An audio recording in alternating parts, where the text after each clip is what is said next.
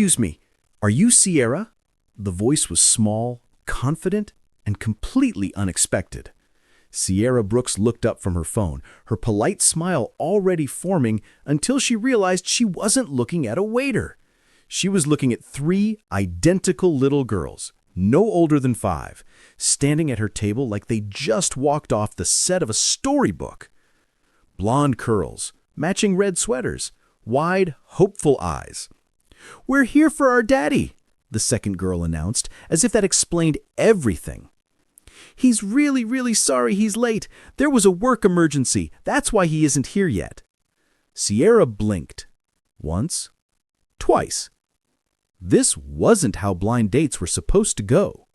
The cafe was supposed to be quiet, romantic, a chance to see if her friend Jane was right about this mysterious man who had the kindest eyes and deserved someone special. But Jane never mentioned children, and she definitely never mentioned triplets. What Sierra didn't know, what no one could have predicted, was that these 3 little girls were about to rewrite the rules of love, one brave, impossible plan at a time. Before we continue, please tell us, where in the world are you tuning in from? We love seeing how far our stories travel. Sierra set her phone down slowly, her confusion giving way to something softer. Curiosity, maybe, or disbelief. "I'm sorry, did you say your daddy sent you?" The first girl nodded enthusiastically, her curls bouncing. "Well, not exactly. He doesn't know we're here yet." "But he's coming," the second chimed in. "We promise." The third smiled sweetly. "Can we sit with you? We've been waiting to meet you all week." Sierra glanced around the cafe. A few patrons had started to notice. An older woman smiled knowingly. A barista peeked over the counter, clearly entertained. "Okay," Sierra said slowly, gesturing to the empty chairs. "I think you'd better explain." The triplets climbed into the seats across from her, moving with a synchronized ease that only siblings, especially triplets, could manage. "I'm Arya." She extended a tiny hand like a seasoned businesswoman. "This is Nova, and that's Luna." "We're 5, Nova added proudly. "And we're really good at keeping secrets," Luna whispered conspiratorially. "Except this one. Daddy's gonna find out soon." Sierra couldn't help it. She laughed, a real surprised laugh that broke through the confusion. "All right, ladies, start from the beginning. How do you know I'd be here?" Arya leaned forward, her expression serious. "We heard Daddy talking on the phone with Auntie Jane. He said he was going to meet someone named Sierra at Rosewood Cafe at 7. He sounded nervous. Really nervous," Nova emphasized. "He kept fixing his tie in the mirror." Luna nodded sagely. "And he never fixes his tie. That's how we knew it was important." Sierra's heart did a little flip. She didn't know whether to feel charmed or concerned. "And you decided to come here instead of him?" "Not instead. Before. He had to go to work. Something broke, and he had to fix it. But we didn't want you to think he forgot about you." "Because he didn't," Nova insisted. "He was so excited this morning. He even burned the pancakes because he wasn't paying attention." "He always burns pancakes," Luna added, matter-of-factly, "but today was worse." Sierra pressed her hand to her mouth, trying not to laugh again. These children were disarming in a way she hadn't expected. Honest, earnest, clearly adored. "So you convinced your nanny to bring you here?" The triplets exchanged a look. "We didn't convince her," Arya said carefully. "We may have told her that Daddy said it was okay." "Which he will," Nova added quickly, "once he knows it worked." "Once what worked?" Sierra asked, though she was beginning to understand. Luna smiled, a gap-toothed grin full of mischief and hope. "Our plan, to make sure Daddy doesn't give up on being happy." Sierra leaned back in her chair, studying the 3 little faces across from her. They were watching her with an intensity that was amusing and touching, like they were waiting for her verdict on something far more important than a first date. "Your daddy," Sierra began slowly. Does he know you're here right now? 3 heads shook in unison. Is he going to be upset? Arya considered this. Maybe a little, but not for long. Daddy doesn't stay mad at us. He just gets this look. The I love you, but please don't do that again look. And then he hugs us, Luna finished. Sierra felt a warmth spread through her chest. She didn't know this Dylan Grant yet, but she was already learning about him through the eyes of his daughters. A man who didn't stay angry, who hugged instead of yelled, who raised 3 confident, loving, brave little girls on his own. Jane hadn't mentioned he was a single parent, but now, sitting across from these children, Sierra realized why. Jane knew she'd hesitate. She'd overthink.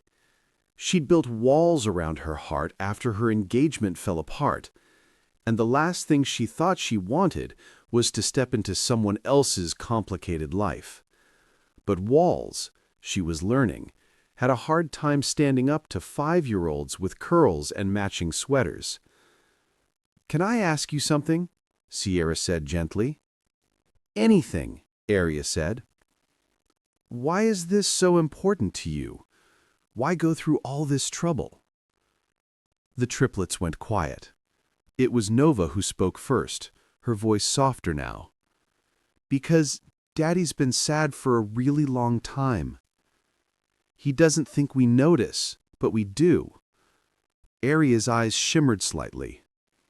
"He smiles when he's with us, but when he thinks we're not looking, he looks lonely." Sierra's throat tightened. She'd been lonely too. She knew that look. "He takes care of us. He makes breakfast even when he burns it. He helps with homework. He reads us bedtime stories.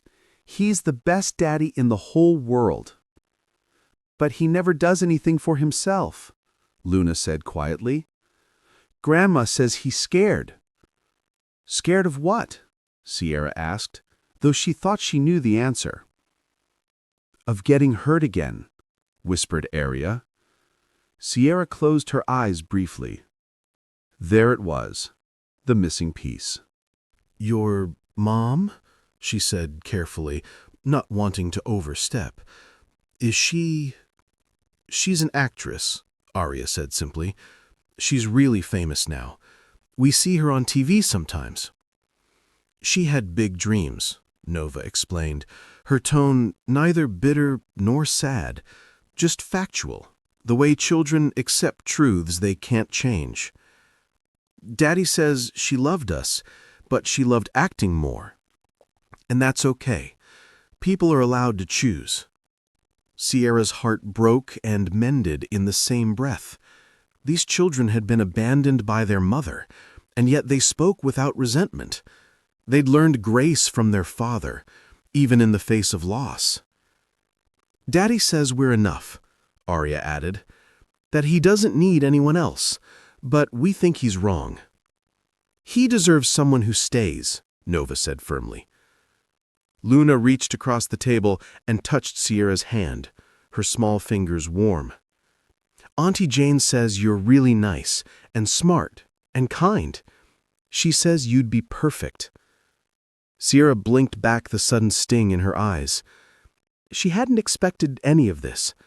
Any of this.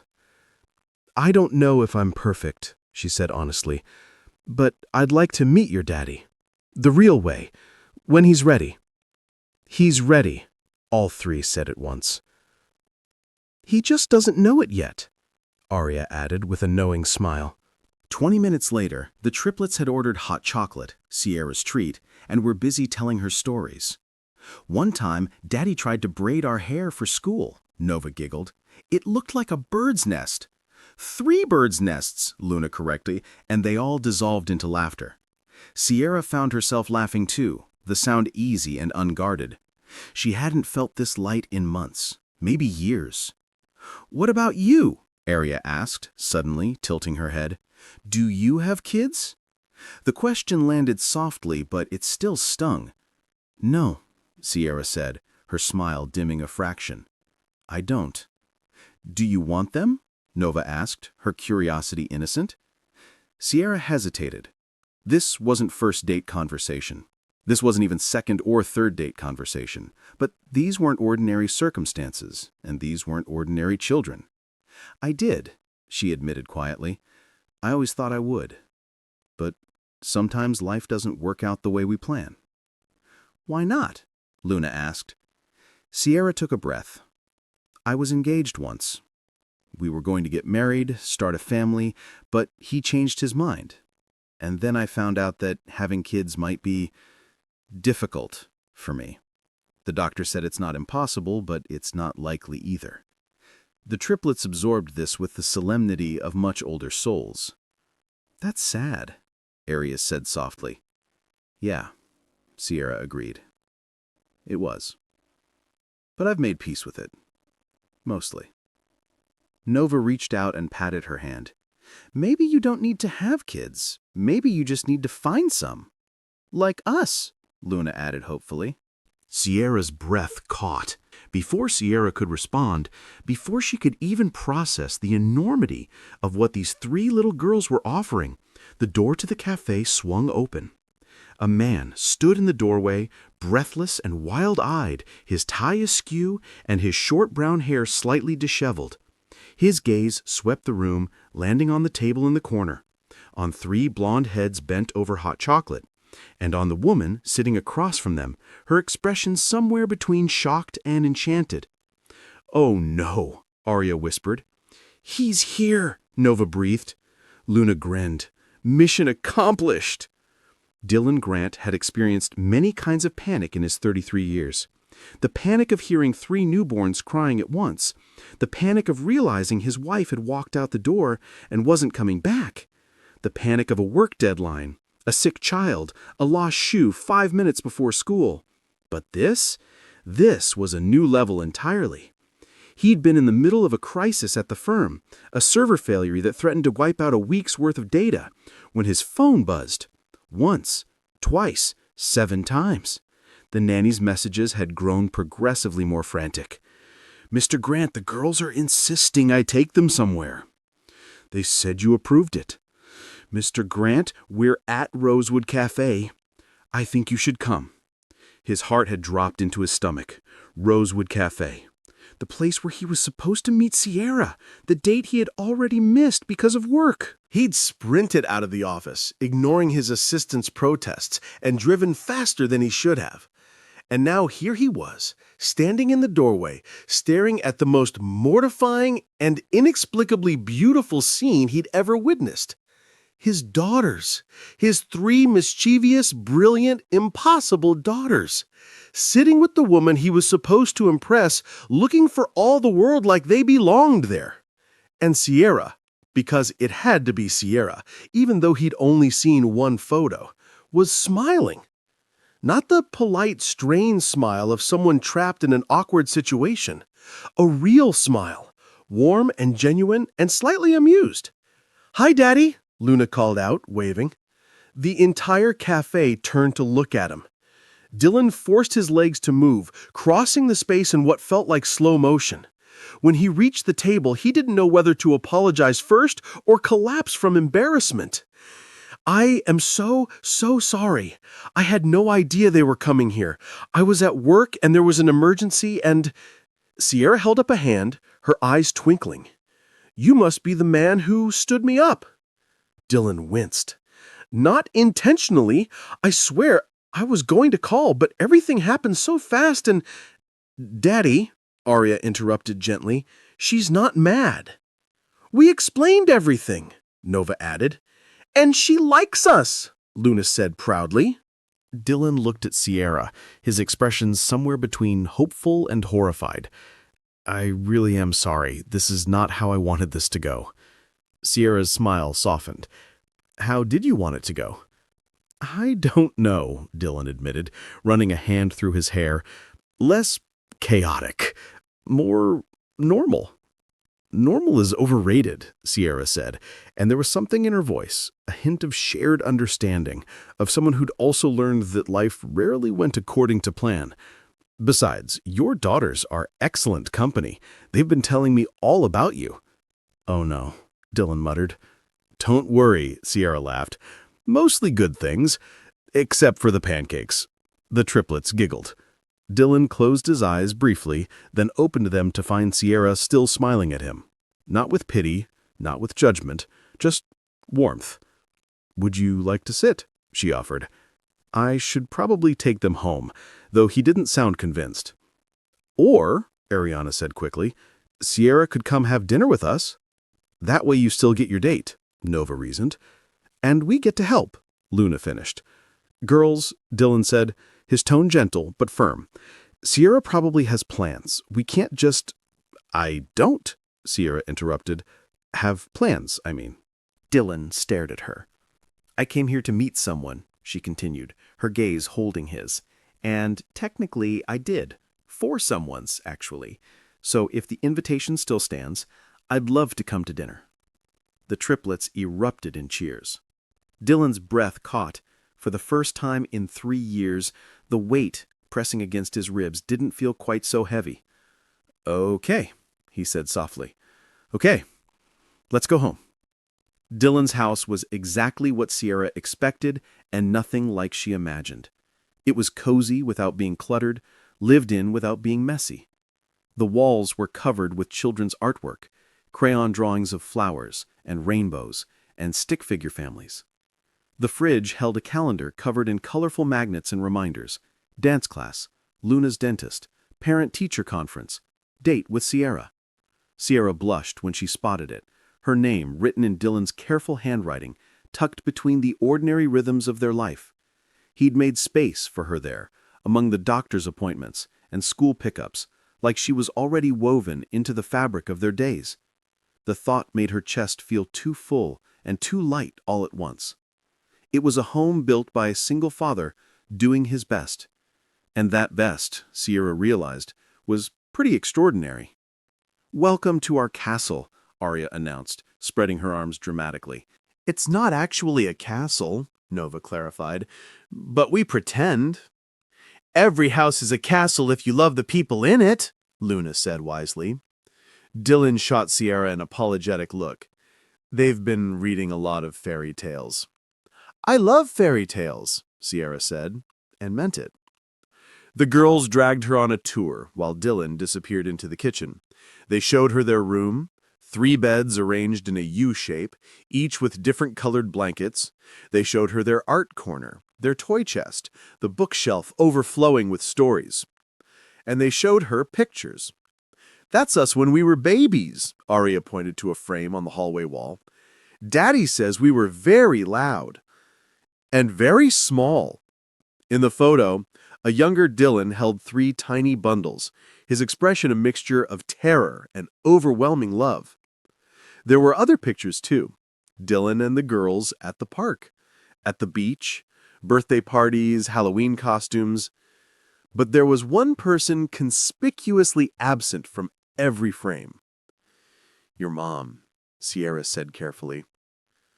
"Do you remember her?" "Not really," Arya admitted. "We were really little when she left. Daddy keeps one picture of her, in his room. He says it's important we know what she looks like. Even if we don't see her," Luna added quietly. Sierra's heart ached for them, and for Dylan, who'd been left to pick up the pieces alone. "He must love you very much," Sierra said. "He does," Arya said confidently. "That's why we want him to be happy." "He is happy," Noda insisted, "but he could be happier." "With you," Luna said, looking up at Sierra with those impossibly hopeful eyes. Sierra knelt down to their level, her voice gentle but honest. "I can't promise anything, sweetheart. Sometimes grown-ups need time to figure things out." "But you like him, right?" Arya pressed. Sierra thought about the man in the kitchen, frantically trying to cook dinner for 5. The man who'd raised 3 incredible daughters on his own. The man who still kept a picture of the woman who'd left him, because he wanted his children to know their mother. "I think," Sierra said slowly, "your daddy is one of the good ones." The triplets beamed. "Dinner's ready," Dylan called from the kitchen. "Or at least it's edible." Dinner was a beautiful disaster. The pasta was slightly overcooked, the garlic bread was unevenly toasted, the salad was mostly just lettuce. But the company was perfect. The triplets talked over each other, telling stories and asking Sierra a million questions. Dylan interjected with corrections and apologies, his ears pink with embarrassment. And Sierra laughed. Really laughed. The kind of laughter that comes from joy, not politeness. "So, what do you do?" Dylan asked during a brief lull, seizing the chance for actual conversation. "I'm a CEO," Sierra said. "I run a nonprofit that helps underprivileged kids access arts education." "That's amazing," Dylan said, genuine admiration in his voice. "It's fulfilling," Sierra agreed. "I always wanted to make a difference, and since I couldn't have kids of my own—" She stopped, realizing what she'd said. The table went quiet. "Sorry," Sierra said quickly. "That's not really dinner conversation." "We already know," Arya said gently. "You told us at the cafe." Dylan looked between Sierra and his daughters, understanding dawning. "You told them?" "They asked," Sierra said with a small smile. "And I'm not good at lying to children." Dylan's expression softened. "I'm sorry. That must have been hard." "It was," Sierra admitted. "My fiancé left when he found out. He said it wasn't what he signed up for." Dylan's jaw tightened, a flash of anger crossing his face. "He sounds like a jerk." "Daddy!" all three girls gasped in unison. "No curse words," Arya reminded him, wagging her tiny finger. "That's our family rule," Nova added seriously.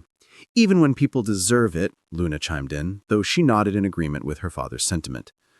Dylan held up his hands in surrender, his ears turning slightly pink. You're right.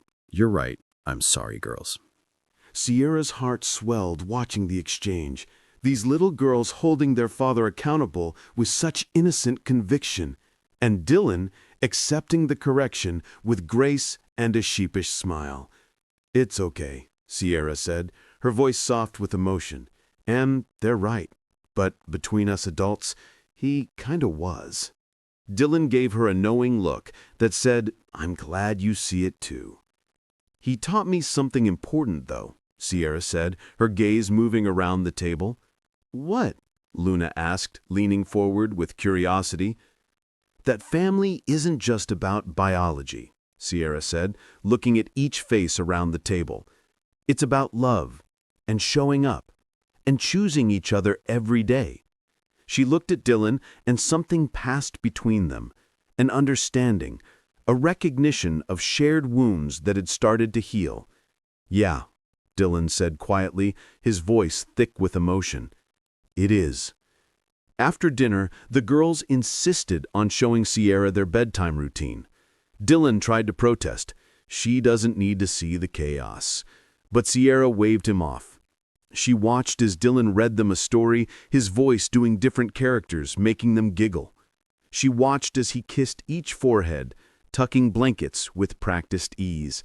"Love you, Daddy," they chorused. "Love you more," he replied, the same way he probably did every night. When he finally emerged, he found Sierra standing in the living room, looking at the photos on the wall. "Thank you," he said quietly, "for being so kind to them. You didn't have to stay." "I wanted to," Sierra said honestly. "Dylan, your daughters are incredible. You've done an amazing job." "I've done my best," he said. "But some days, I wonder if it's enough." "It's more than enough," Sierra assured him. "They're brave and kind and full of love. They got that from you." Dylan looked away, his jaw working. "Their mother left when they were 6 months old. She was a rising actress, Melissa Hart. You might have heard of her." Sierra had. Everyone had. Melissa Hart was everywhere these days. Magazines, movies, award shows. "She never wanted children," Dylan continued, his voice low. "But birth control failed, and suddenly she was pregnant with triplets. She tried to make it work, but when they were 6 months old, she got a call about an audition. A big one. Career-changing. And the girls were sick. I was at work. She had to choose. And she chose the audition." Sierra finished softly. "She said she'd send money, visit, but after a year, Even the calls stopped. Dylan's hands clenched. I don't resent her for choosing her dream, but I resent her for making them feel like they weren't enough. They don't feel that way. They know they're loved. Because of you, Dylan said. I made sure of that. But I've been terrified of bringing anyone into their lives. What if I choose wrong? What if someone else leaves and breaks their hearts? Dylan, Sierra said, stepping closer, I can't promise I won't make mistakes, but I can promise I know what it feels like to be left, and I'd never do that to someone else. He met her eyes, and for the first time all night, she saw the weight he carried, the fear, the hope. Jane was right, he said. You are special. So are you, Sierra whispered. They stood there, two people who'd been broken in different ways, recognizing something in each other that felt like the beginning of healing. Would you like to do this again? Properly? A real date? I'd love that. But fair warning, I might insist your daughters come along sometimes. They're kind of the best part of the package. Dylan laughed, and it was the sound of a man remembering what hope felt like. One date turned into 2, then 5, then too many to count. Sierra started showing up to dance recitals, cheering louder than anyone else in the audience. She learned that Nova loved science experiments, that Arya was obsessed with books about space, and that Luna collected smooth rocks she found on the playground. Dylan started calling her after the girls went to bed, just to talk about work, about fears, about the small, ordinary things that made up a life. They asked about you today, he said one night, his voice soft through the phone. What did they ask? If you were going to be their new mom. Silence stretched between them. Not uncomfortable, just heavy with possibility. What did you tell them? Sierra asked carefully. I told them that's not how it works, that these things take time. But honestly, I hope the answer is yes someday. Sierra's heart squeezed. Me too. By December, she was spending more time at Dylan's house than her own apartment. She'd help with homework while he cooked dinner. She'd read bedtime stories when he was running late from work. She'd become part of their routine without either of them quite noticing when it happened. One evening, as they decorated the Christmas tree, Luna tugged on Sierra's sleeve. Can you come to our school concert? Daddy always comes alone, and we want you there too. Sierra looked at Dylan, who was untangling lights with Nova and Arya. He caught her eye and smiled, a real smile that reached all the way to his eyes. I'd love to, Sierra said. The night of the concert, Sierra sat beside Dylan in the crowded auditorium. When the triplets took the stage in their angel costumes, Dylan's hand found hers. He didn't let go, even after the final song ended. In the parking lot afterward, as the girls ran ahead to the car, Dylan stopped. Thank you, he said. For what? For staying, for showing up, for not running when things got complicated. Sierra squeezed his hand. Dylan, this isn't complicated. This is exactly where I want to be. He kissed her then, soft and sure, under the glow of Christmas lights strung across the school entrance. From the car, 3 small voices erupted in cheers. The months that followed were filled with quiet moments that built something stronger than passion. They built partnership. Sierra learned Dylan took his coffee black and hated mornings. Dylan learned Sierra sang off-key in the car and cried at happy endings. They had their first fight when Dylan canceled date night because of work, again. Sierra told him he couldn't keep putting himself last. Dylan admitted he was afraid that if he stopped moving, stopped working, he'd remember how lonely he'd been. You're not alone anymore, Sierra said firmly. Let me carry some of it with you. And slowly, carefully, he did. By spring, the girls had stopped asking when Sierra would visit. They'd started asking when she was coming home.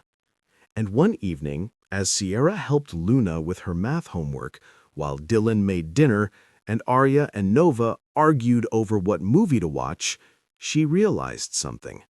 She was already home. 1 year later, the same cafe looked different. Twinkling lights hung from the ceiling.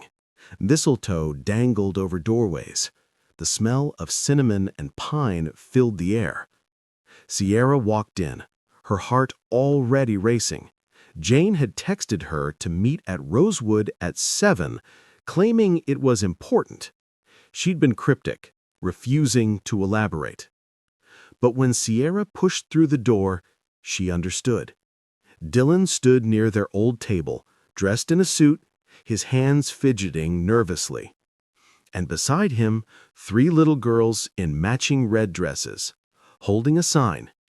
"Say yes, Sierra." Sierra's hand flew to her mouth, her eyes filling with tears. "Surprise!" the triplets yelled in unison. Dylan laughed nervously, stepping forward. The cafe fell silent. Other patrons paused, recognizing the moment for what it was.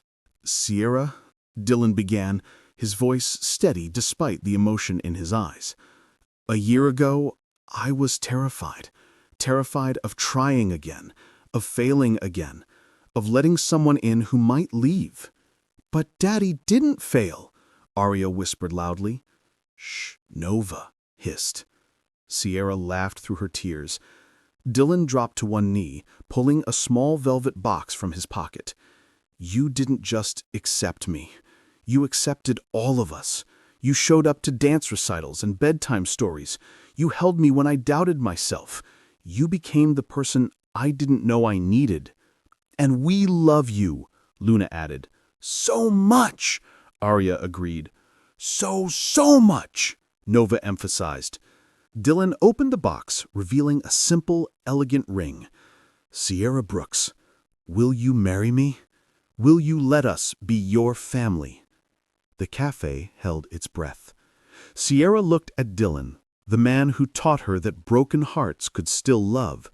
Then at Arya, Nova, and Luna, the 3 little girls who'd barged into her life and refused to let her hide. "Yes," she whispered. Then louder, "Yes!" The cafe erupted in applause. Dylan stood, sliding the ring on her finger, and pulled her into a kiss. The triplets swarmed them, wrapping their arms around their legs.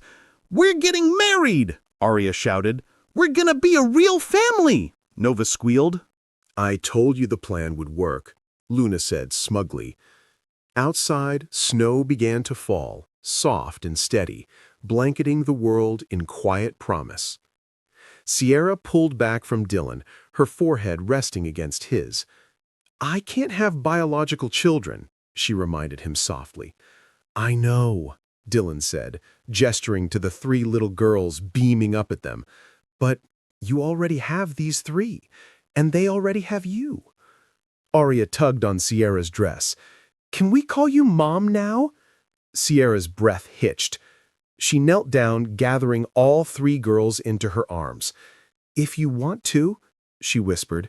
"We want to," they said together. And just like that, Sierra Brooks, who'd thought her story had ended, realized it was only just beginning. Because love, she learned, doesn't always arrive the way you expect. Sometimes it arrives 3 years late, in matching pink sweaters, carried by 3 little girls brave enough to believe their broken-hearted father deserved a second chance. And sometimes, if you're lucky, it stays. Friends, if this story touched your heart, don't forget to subscribe to Soul Lift Stories for more heartwarming tales. Drop a heart in the comments if you believe in second chances, and share this with someone who needs to remember that family is built on love, not just biology.